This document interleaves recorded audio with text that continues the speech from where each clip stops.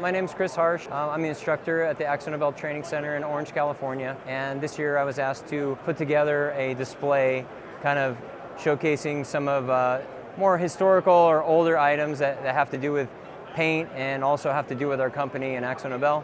We get a lot of young customers, painters that come into the training facility.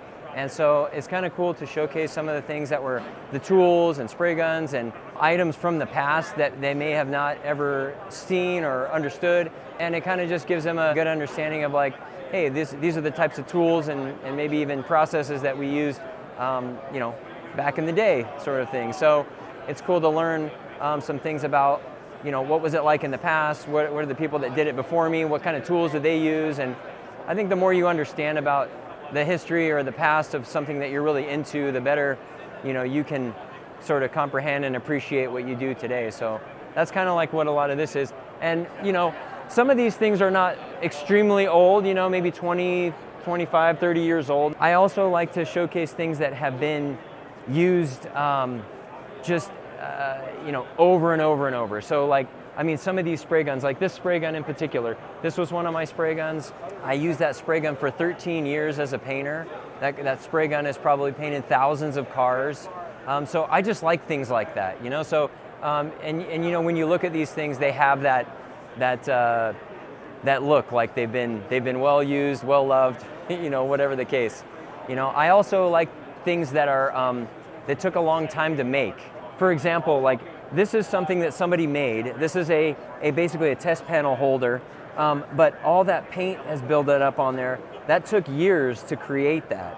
They used it for probably a 10-year period, and you can see the accumulation of paint is just completely extreme. And these are some of the older spray equipment. A lot of painters have never seen a siphon feed spray gun. These are some of the main spray guns that were used in the 70s, 80s, even the 90s.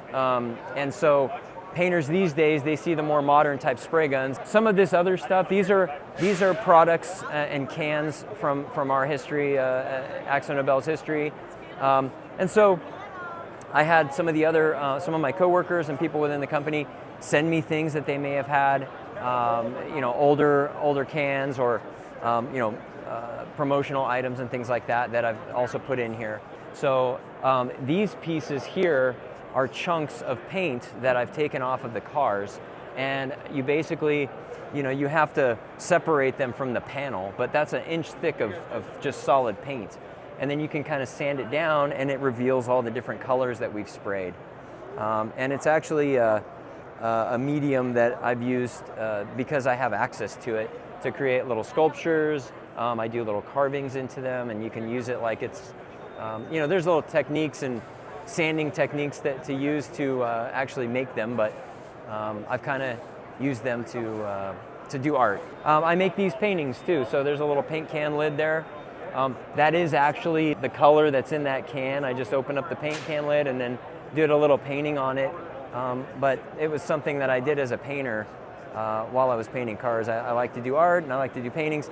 It's just something, I love paints, and this is just kind of an accumulation of things that I like about painting that I think others can appreciate. And just grateful that I had the opportunity to display them here and talk about them a little bit and hopefully bring some inspiration to the next generation of painters, because that's really what I'm trying to go for here, It's a great industry, it's a great art, and it can be a great career for somebody, and it has been for me.